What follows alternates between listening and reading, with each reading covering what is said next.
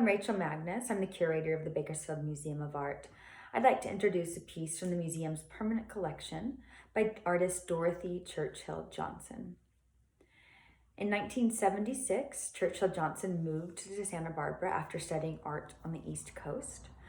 During her art education, she was told repeatedly that representational subject matter was dead, which was what she was interested in. So she spent her career developing a style that is uniquely her own, but combines elements of contemporary philosophies. Her work has manifested elements of hard edge painting, neo-pop, pattern and decorative art movements, and then is really grounded in surrealism. The work in our collection is from 2001, and it's titled Evidence of Change, oil on canvas, and it's 36 by 36 inches.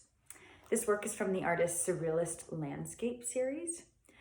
And this series finds beauty in tiny details of an ordinary scene. The scenes then are blown up to extreme scale. She meticulously renders the objects,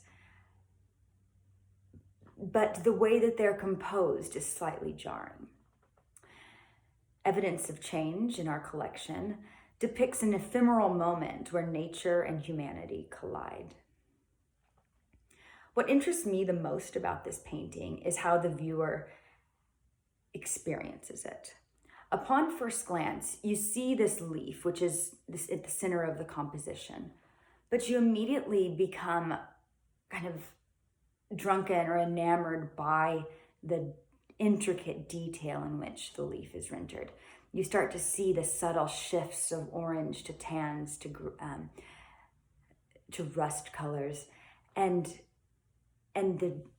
every bit of line work that it took to render these veins in this decaying leaf. And you recognize that there's a chain link in the foreground, and you recognize that there are grains of grass, but because there is so much detail, it takes you a while to settle into the composition. And because the composition is unusual in its exaggeration and the way that it is, it's a startling way to depict this scene. It's a familiar scene. We've all seen a leaf that is, decaying, that is now stuck in some sort of fence, whether it be chain link or not. But because we experience it in this micro vantage point at first, and then have to come out of it, we see it from this new place. I'm also fascinated by the title of this work and, the Evidence of Change. We initially think this is obviously all about the leaf, and a leaf that was once alive and is now dead. But then we look at this composition, which is built from the ground up, and every object in this work is in a transcendental state. We have the chain link fence, which is marking a border, which may or may not be there in the future. We have the leaf, of course. Then we have the grass that was at one point green and has now shifted to the golden color. The horizon line is bookended by this mountain range that is capped with snow, which was once rain and will soon be, make its way down into the valley. And then, of course, we have the sky filled with clouds, which will shift into night.